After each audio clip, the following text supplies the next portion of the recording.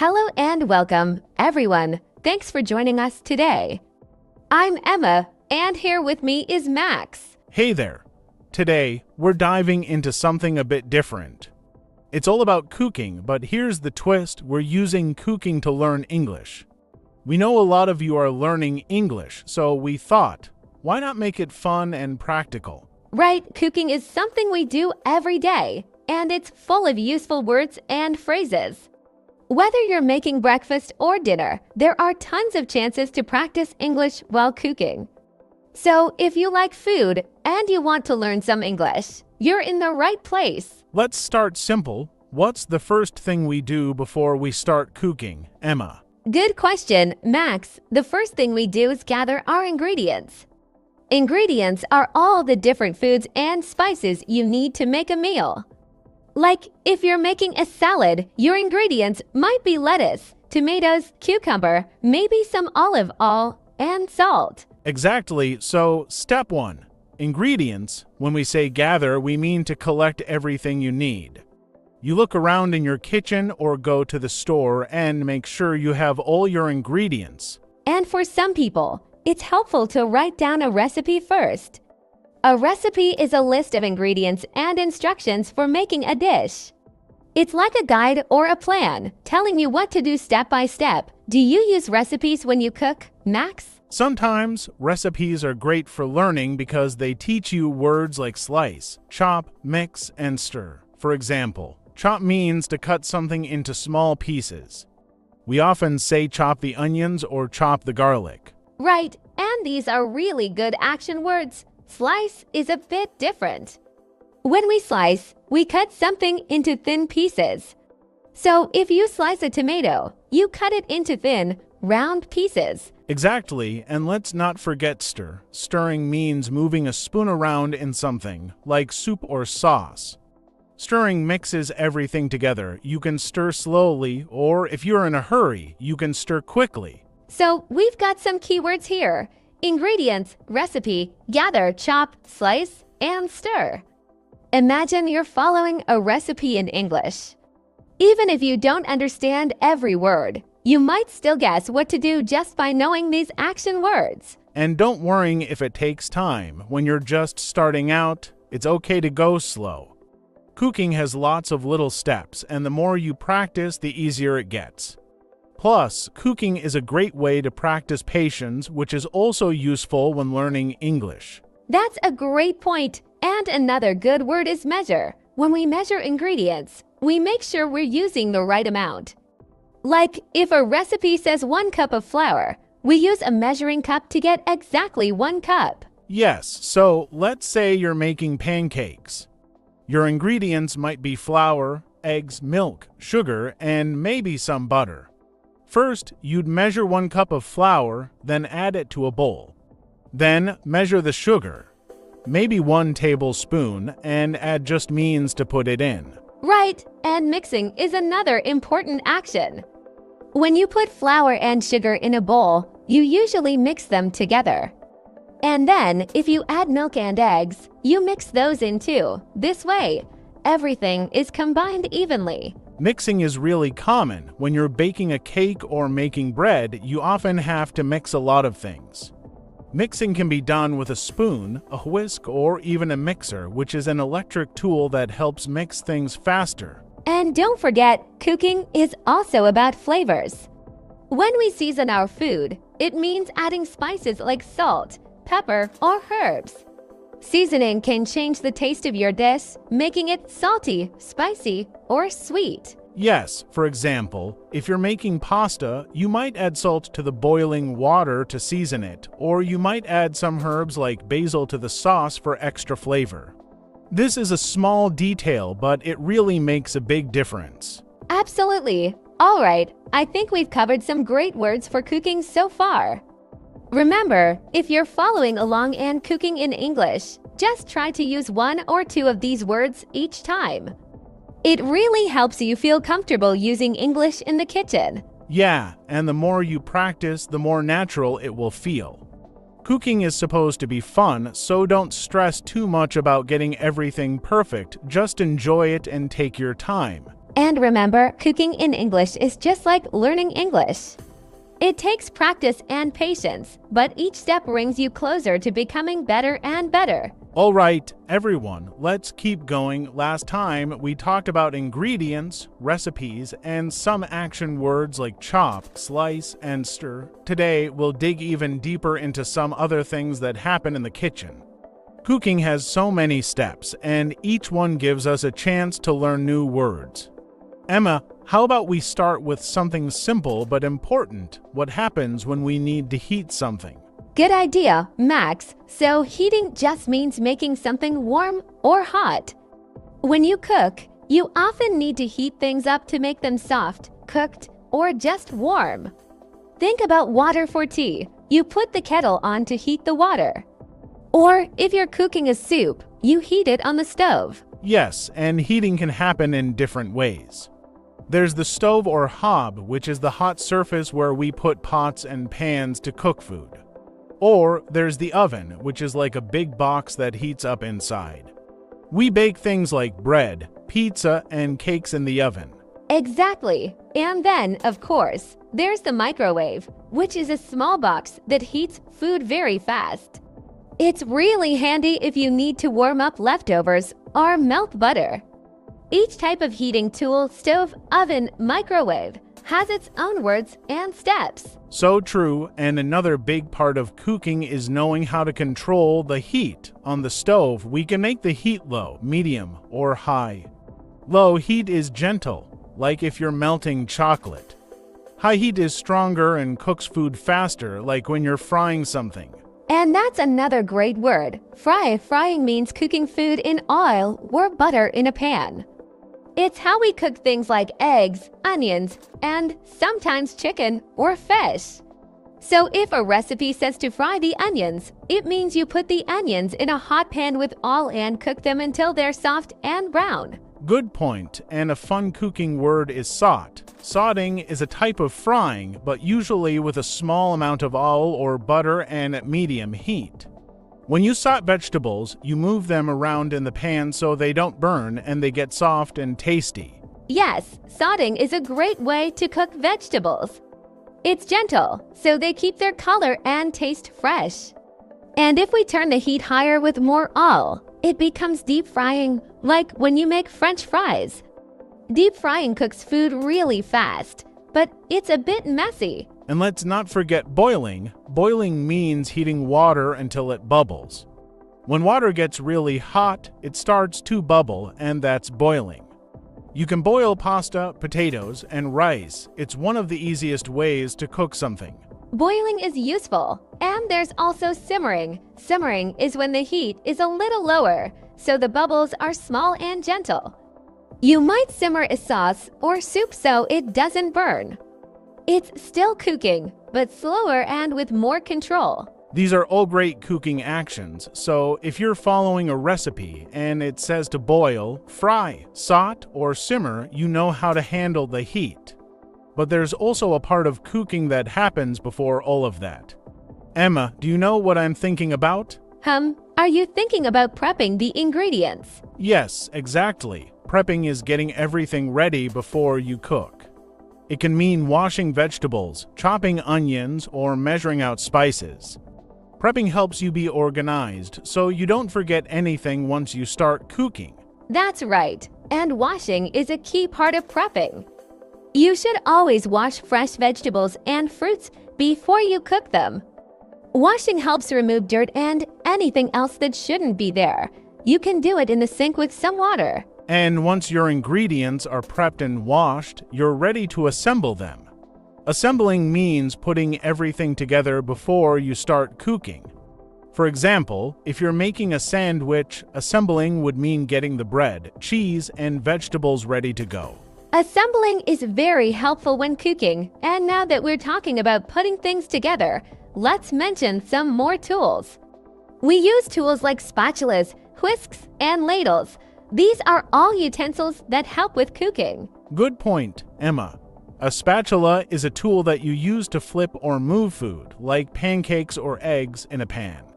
It's flat, so it slides under the food, and a whisk is like a bunch of wires joined together.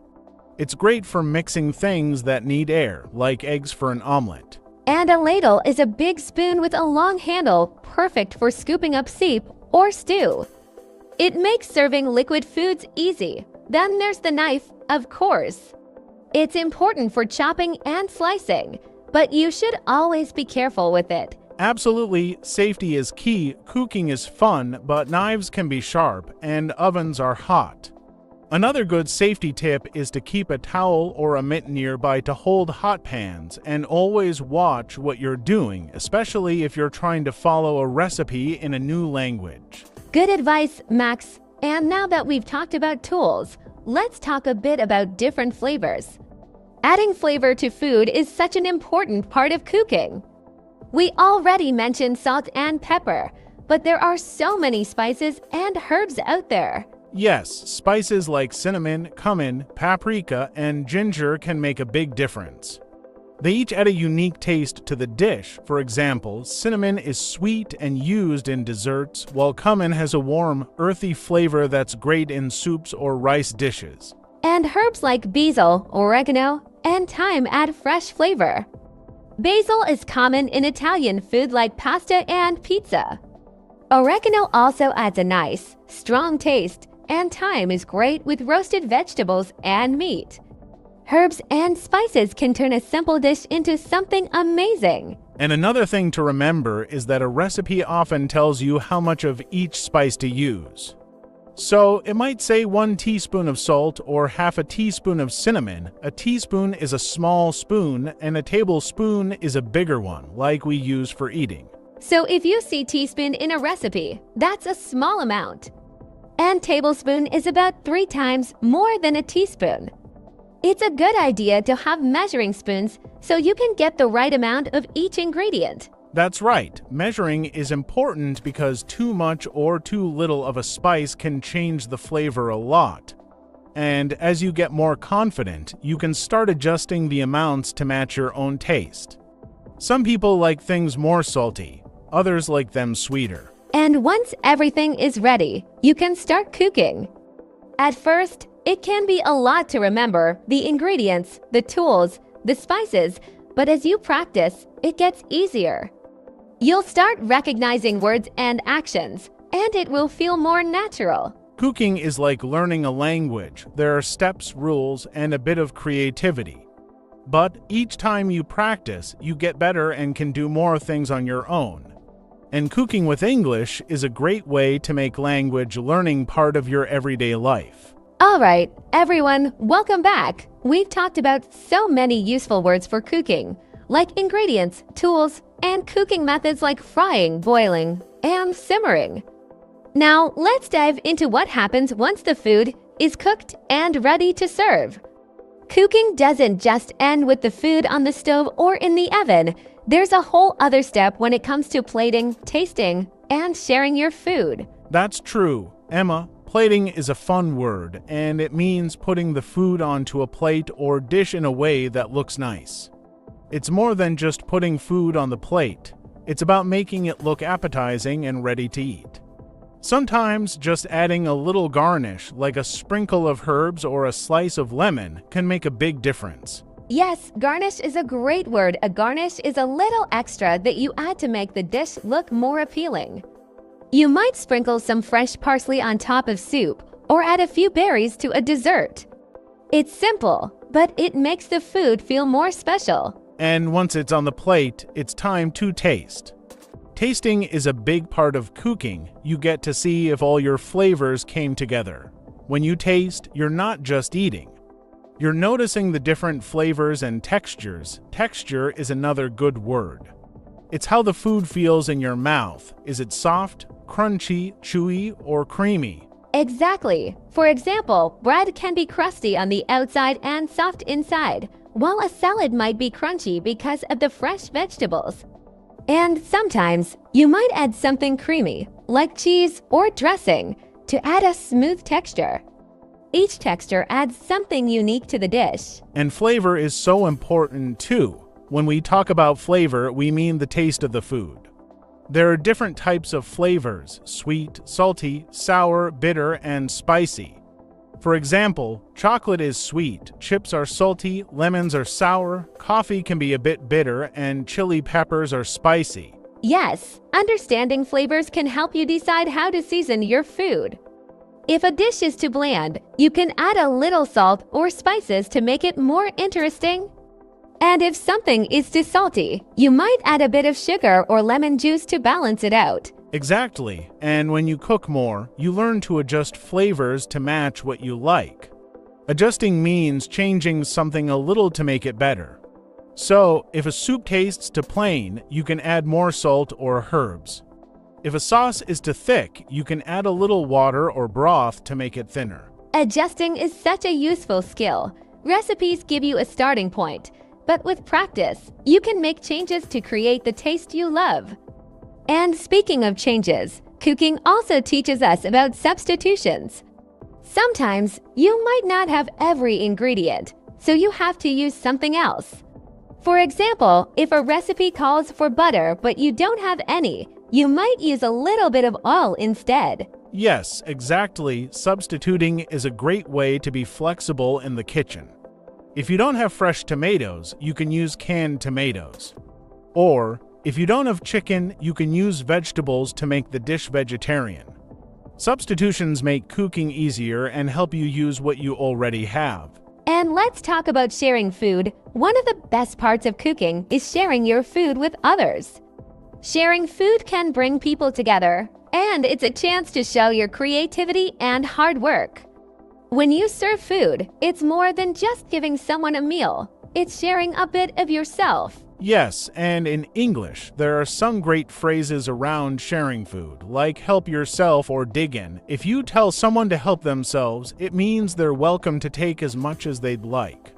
And if you say dig in, you're telling them to go ahead and start eating. It's like saying enjoy the food. These little phrases make eating together feel friendly and fun. And another one is would you like seconds? This is when you ask if someone wants more food. If someone really likes what you cooked, they might say, yes, please. It's a nice way to offer more. It's great to know these phrases because they make eating with others feel more comfortable. And in many cultures, sharing food is a way to show kindness and friendship.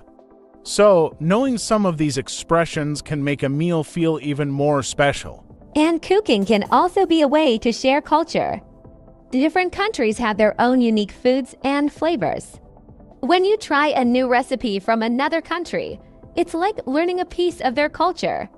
For example, if you make an Italian pasta dish or an Indian curry, you're trying a taste of those places. Absolutely. Cooking dishes from different cultures teaches you about new flavors and ingredients. And if you're learning English, it's also a fun way to learn new words that come from different parts of the world. For example, tortilla is a word from Spanish and pasta is from Italian. Yes, and some foods keep their original names because they're so special to a culture. It's a reminder of how language and culture connect. So, when you're learning English, you're also learning about different people and places through food. It's amazing how much cooking can teach us. It helps with English, but it also shows us new ways of thinking. Cooking needs planning, patience, and creativity, and these skills help in all parts of life. And the best part, you get to enjoy the food you made. Learning English through cooking makes language fun and practical.